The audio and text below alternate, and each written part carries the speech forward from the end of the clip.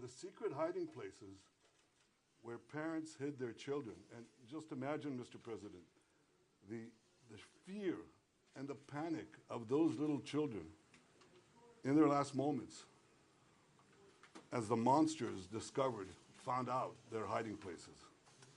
Hamas kidnapped women, children, elderly, Holocaust survivors.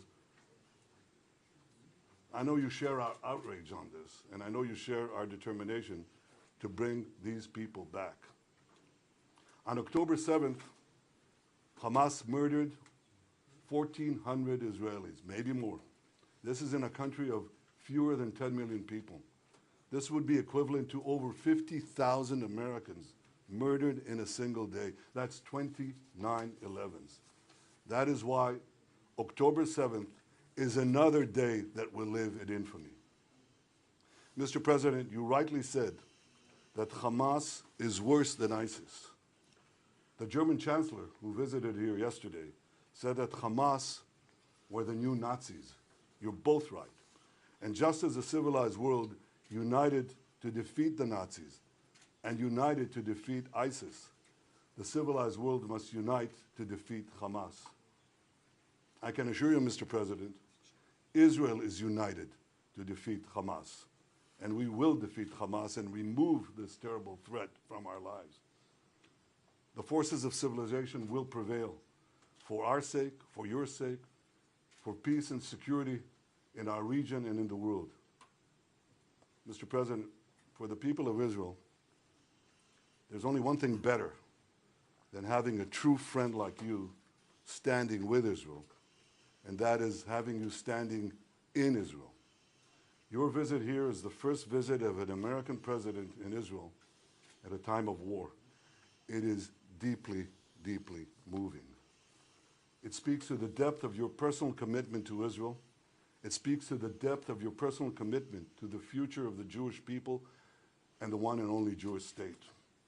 So I know I speak for all the people of Israel when I say, thank you, Mr. President.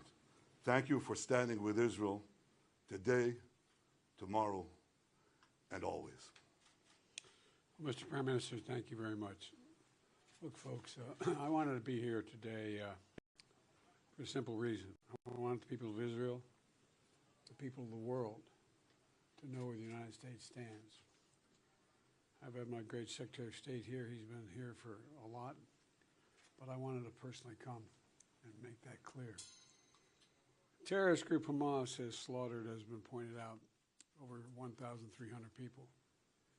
And it's not hyperbole to suggest slaughtered, and including 31 Americans as part of that. And they've taken scores of people hostage, including children. You said, imagine what those children hiding from Hamas were thinking. It's beyond my comprehension to be able to imagine what they're thinking. Beyond my comprehension. They're committed evils that, and atrocities that make ISIS look somewhat more rational. You know, Americans are grieving with you. They really are. And Americans are worried. Americans are worried because we know this is not an easy field to navigate, what you have to do.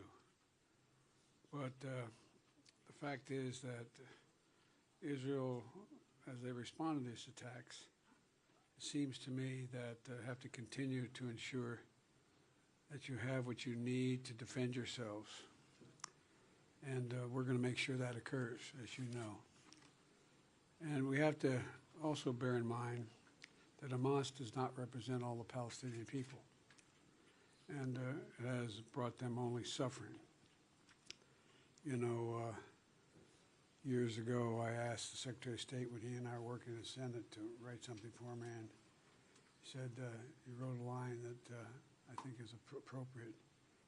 He said, it's not, we lead, not just, well, I won't go into it, I'll wait later, taking too much time, but the point is this, that I was deeply saddened and outraged by the explosion at the hospital in Gaza yesterday. And based on what I've seen, it appears as though it was done by the other team, not you. But there's a lot of people out there not sure. So we got to overcome a lot of things. And it also means encouraging life-saving capacity to help the Palestinians who are innocent, caught in the middle of this. And well, at any rate, that's who we are. Not just me, but I mean that's who the United States is. And it's just not the example of our power; it's the power of our example that's almost as important. The world's looking. Israel has a value set like the United States does, and other democracies, and they're looking to see what we're going to do. So, Mr. Prime Minister, I'm very happy to be back in Israel with you. Thank you for having me, and I'm looking forward to having a thorough discussion about where everybody goes from here. But thank you, and I want to say to the people of Israel, their courage, their commitment, their bravery is stunning. It's really stunning. I'm proud to be here. Thank you. Thank you.